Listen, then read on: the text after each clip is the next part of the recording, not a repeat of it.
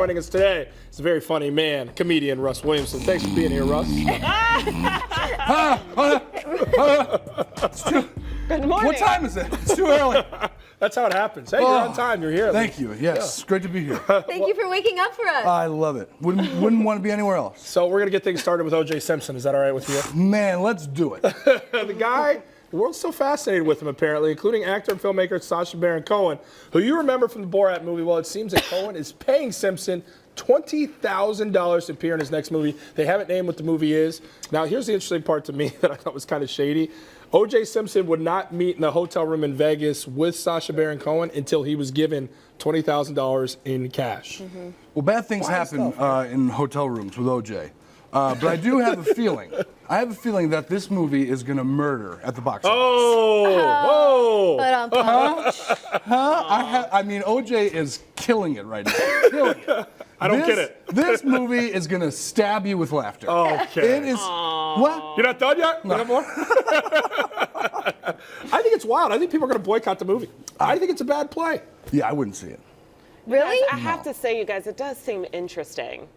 I love seems Sacha really Baron interesting. Cohen. The only way I would. know, No, go ahead. Go ahead. No, I was just going to say, it definitely seems really interesting. I know that, and we have to talk about where the money's supposed to go. I mean, $20,000, you know, he was found liable, he's being held liable in a civil suit for the deaths of those two people. And it's like for Nicole Brown Simpson and Ron Goldman. And so, do they get that money? Like, what happens? They should by letter of the law. Money? It's widely believed they're never going to see a penny of it. That's probably why he's asking for it in cash. I think the only way I would watch this movie is if they, him and OJ did like a Borat thing when they run around the hotel naked. I think that would be like famously in the old movie. I think that's when I would watch it. Yeah.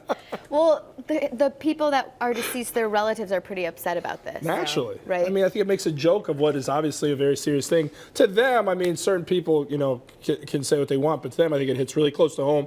Yeah. I think this is a bad business decision from Cohen, because I think people are naturally going to say, that's in poor taste. I'm not going to see this movie. But and then it goes back to Russ, what I bet you can chime in on. It's comedy. Nothing's out of bounds, right? No, I mean, nothing's out of bounds. I think it might be a good move because people are talking about it right now and the movie's not even out. Yeah. So, I mean, people are going to be curious about if OJ still has the chops, you know, from the Naked Gun thing. Naked Gun, yeah.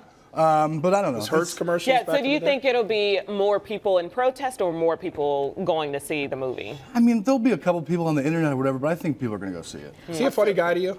OJ? No. Sacha Baron Cohen. That guy's hilarious. Sacha Baron Cohen's funny, but his whole shtick was like people didn't know him. So like when he played a character and would go out and do all this crazy stuff, no one knew what he was doing. Now he's too famous. He can't do that. So it's going to be interesting to see what this movie's all about. All right, well, keeping it moving. A Florida couple, they were just trying to live the American dream. They worked really hard. They saved up a lot of money, and they retired from work. Don't mind the fact that they're 26 and 24 in age. Yeah. And they decided to go out and buy a boat. They plan on traveling the world, but just 2 days into their adventure across the world to see the lovely sights, their boat sunk, along with all of their worldly possessions.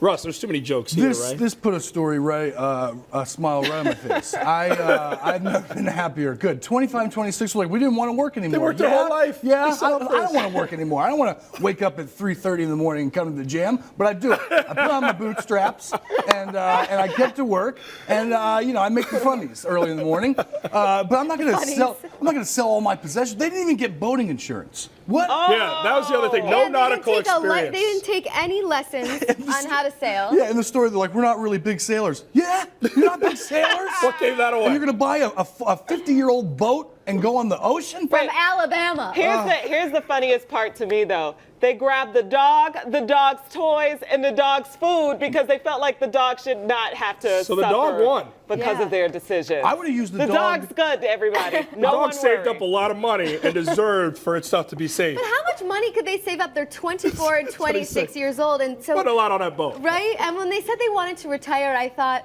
I understand that. Just kidding. No, we do though. But they said they only have one life to live, and that part I kind of understood because I think we talk about this on the show, but in America we work so hard that sometimes we don't enjoy our life. No. It was probably like a Titanic moment where they were both like hanging on to the pug in the water. They're like, I'll never let you go. I'll never let you go. I love you.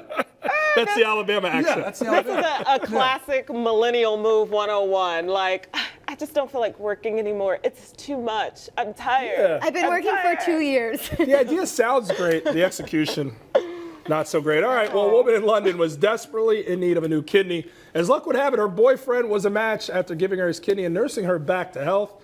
He drummed up enough courage to ask her to marry him. Storybook ending, right? Not so fast, Lassie. The woman didn't feel it was the right time and rejected his proposal. Man says he doesn't regret his decision to donate his kidney. How about this line from him, though? He said, I offered my heart, but I'll have to settle for giving up my kidney. I'm taking that kidney back so fast. Just ripping it out. I'm not, like, yeah, she's gonna be in a bathtub filled with ice, and I'm taking that back. How dare you? Putting it back on the market. How dare you? I'm pouring out my heart and soul. I give you my kidney. You're What gonna say about no? the joy of saving another life?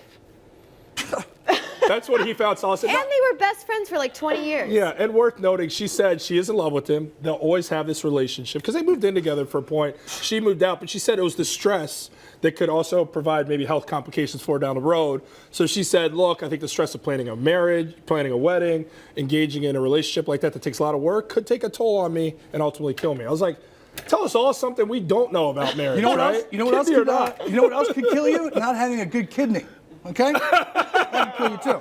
I think she should go for it. She was saying that she doesn't want to commit because her health could still be an issue. So she does, because then it could be really like heartbreaking and Sure. stuff to die when they're married. But like, I just think you should go for it. She needs to talk to those millennials who said, you only have one life to live. You got to go for it. So are you indebted to people if they give you an organ? Oh, that's a tough one. That's a pretty good trump card. Hey, can I borrow your car? No. tough What do you one. mean? I gave you my kidney. Yeah. Right. Like, yeah, I'll Well, take your car today. But they say, and you know, I'm a Christian, they say you're supposed to give freely and you're supposed to give openly without asking for anything back. Sure. So if he felt like he wanted something in return, he shouldn't have given her the kidney. in Yeah, the it first doesn't place. sound like he did. He was a pretty nice Yeah. guy. See, I have she hope says for that them. now. I took I her have hope for coffee them. cup the other day. She was talking about not it before Christian. Yeah, she was talking about it At before the all show. when I took her coffee You got cup. some Christian cuss words. That is so funny. Cuss words.